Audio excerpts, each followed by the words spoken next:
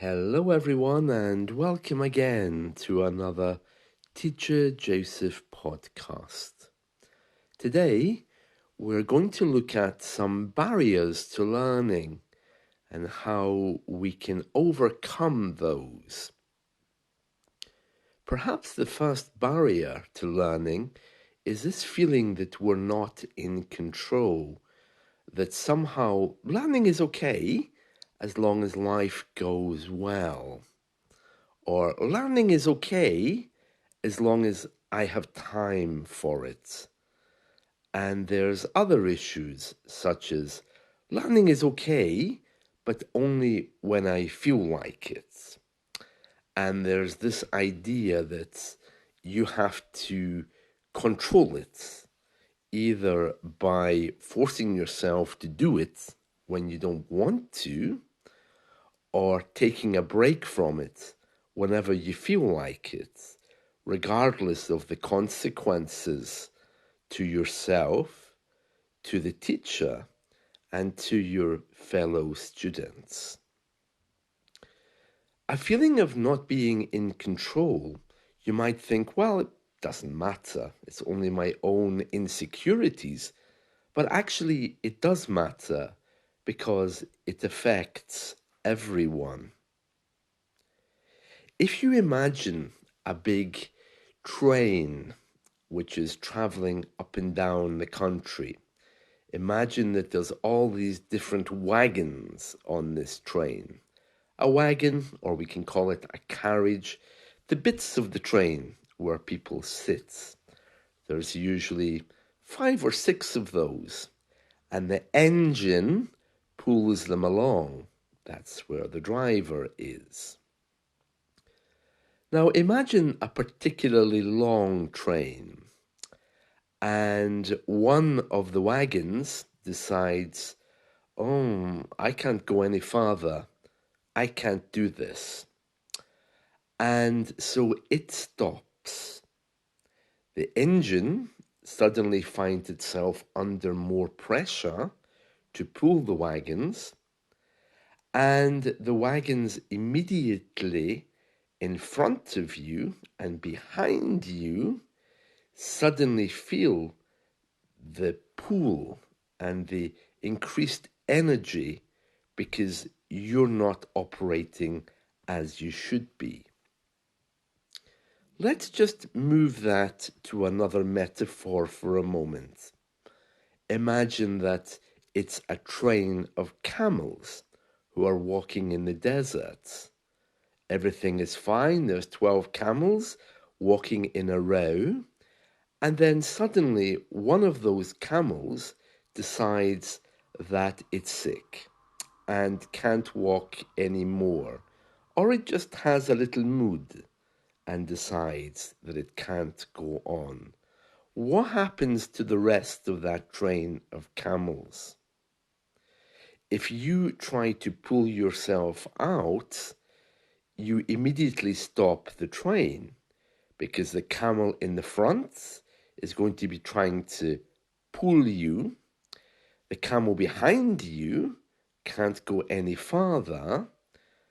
And the camel at the front, who's trying to pull you all along, finds that it can't move because the weight behind is so great. Now, I'm saying all of this because this is how your behavior affects other people. If you don't feel in control, or if you feel that your English is worthless or useless, that mental idea is going to spread quicker than any virus. Because very quickly, either by your words, by your actions, or just using very basic mesmerism, other people are going to pick up this idea too, that somehow there's no control. In an English class, particularly on Skype or in e-learning, where you learn online, the teacher should be able to pick this up and should confront you with your own language. I was talking to someone last week and he kept telling me how, of course, he was different from other people because he just can't learn. And this is something which comes up again and again. We're all feeling that we are individuals who have no responsibility towards the rest of the train. When I confronted him about his language, he was very shocked. And he said, "Oh, I don't mean that I can't do it. I just mean that I find it very difficult to do." And he immediately started to change his language. And by the end of the conversation, it wasn't that he can't do it, it became he could do it, but he needed to change his thinking and his mind in order to achieve it. So a good teacher should be able to confront you with your behavior so that you can learn from it. There was another student a few weeks ago who regularly cancelled lessons until one day I said to him, "You realize you've cancelled half of all the lessons you've booked with me. If we look at the total number you've booked, you've attended half of those, and you've insisted that the others should be rescheduled at a financial cost to me." And when I confronted him with this information, he didn't know how to act. He immediately said, "Oh, really? I wasn't aware of that." And he didn't come back. We all act differently sometimes when we're confronted with our behaviors, but it's the only way to grow. When you don't feel in control of something, the only way to really overcome that is if someone points out what you're doing and the consequences that it has, not only for you, but the platform within which you're learning, as well as your colleagues and your teacher. I meet a lot of people who tell me, "Oh, Teacher Joseph, I'm different. I can't do it because I'm terminally different. I'm different from other people you've met. My life is busier. I have more kids than other people have." And I'm always surprised by the number of reasons which people can create for telling me why they either haven't done their homework or why they generally feel that they can't learn. I used to think that perhaps I just attracted neurotic students, but then I thought, well, I'm perfectly fine, so I don't know why other people would have problems or why I would be attracting those kinds of people. But then I realized that we're all like that. This feeling of being out of control and having no control over our learning is very, very common. And the first step is to become aware of it. Your actions and your thinking don't only affect you. If I have a student who cancels a lot of their lessons, whether they pay for them or not, then they may be surprised. Because as well as them cancelling the lessons, the message that they're giving me is that learning is flexible and they don't care about it. So if I have to cancel a student's lesson because I have something more important, or if I have a student who can't find time in my calendar, then of course I'm going to cancel the lesson with the student who doesn't care about their English in order to let someone else in. So what I'm saying is, If your behavior or your thinking is, well, it's only an English lesson, then I'll do the same. If I see that you're repeating that habit of not coming or canceling, the next time you try to book a package with me, you'll be told, sorry, but you're unreliable. Likewise, if you have a lesson in my calendar and you're not in the habit of attending lessons, don't expect me to be there. You might just get an email or a message which says, well, I'm not attending today. Why should I? Because you don't. So you see, there's an atmosphere created by your actions, and you need to be very careful about this. Not only because of your own learning and its abilities, but also how it affects other people's. When you lower your behavior because you feel you're not in control, everything is lowered. The system you're learning in becomes a commodity because there's always a worry about the money for that lesson.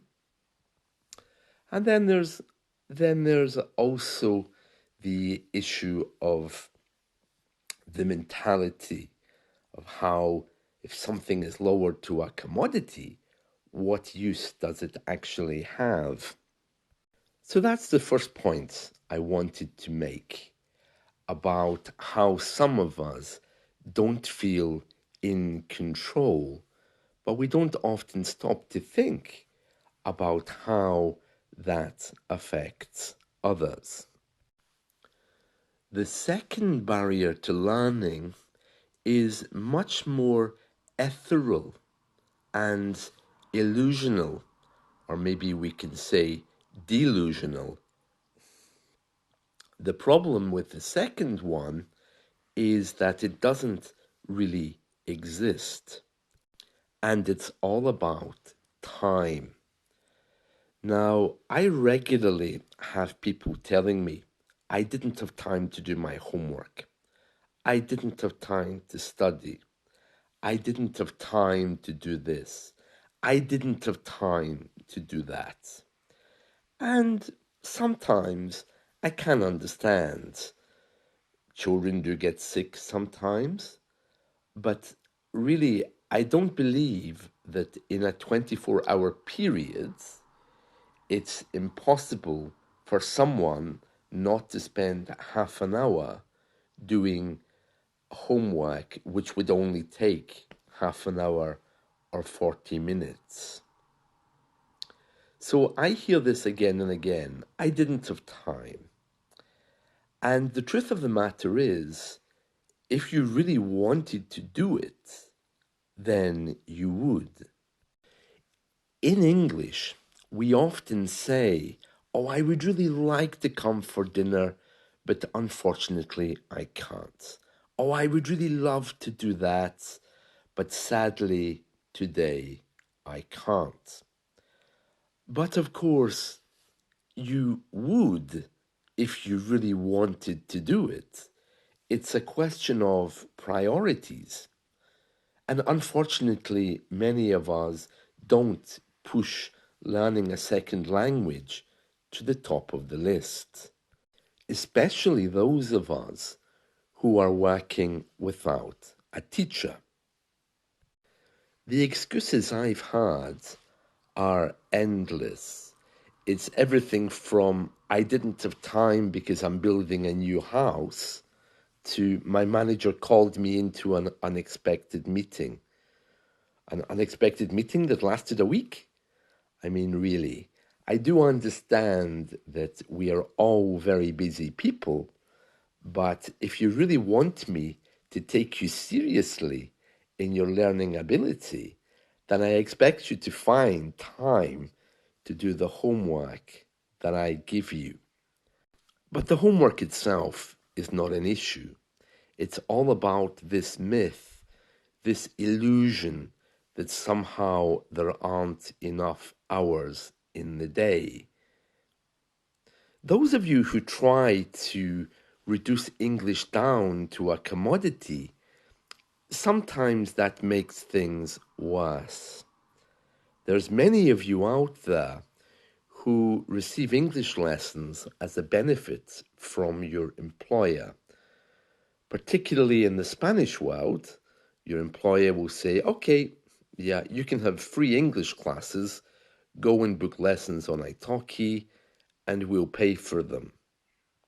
That's great, but it negates your responsibility, because if you think you're getting something free, then you're not going to put any effort into it. This is a basic part of human psychology. I remember a Spanish student I had fairly recently, and they said to me, okay, my employer's paying for this, so I'm not going to attend. Let's just mark the lessons as complete once they're done. And my response was, well, no. Either you come to the lessons or you don't have the lessons. And unfortunately, the person didn't really want that kind of scenario where they had to learn. So as a result, their package was terminated, everyone felt very uncomfortable, and I never heard from the person again. It's not that these people are bad people. It's just that the opinions they hold about themselves and about their learning isn't really ideas, or they aren't really ideas which can help them to move forward. And time is one of these things which is very easy to blame. I expect students to be honest and authentic enough to know what they think they're able to achieve in one day. If you really, really can't make English a priority for even half an hour in a day, then I would say something is very wrong with your attitude towards learning. That doesn't mean that you have to run away and sit on a mountaintop and think about it for 3 months, but it does mean that you need to begin seriously considering your commitment to learning. And if that commitment isn't there, and I see that it isn't there, then I'll tell you. And you might be quite sad when you're confronted with that information. So again, time, or the illusion of time, appears to be a barrier in learning, but it really isn't. It's very simple. If you want to learn, you will, and if you don't, you won't. And that responsibility rests with you. So just to summarize then, we've covered 2 points there. One is about this idea that you have no control over your learning, and the second one is about this delusion that somehow time is working against you and you don't have time. Remember, there's always a reaction to every action that you take. And it's important to keep this in mind, because whether it's e-learning, in a classroom, or wherever, the problem doesn't just rest with you. The problem becomes everyone's issue. I hope you found this helpful. Let's talk again soon. See you. Bye.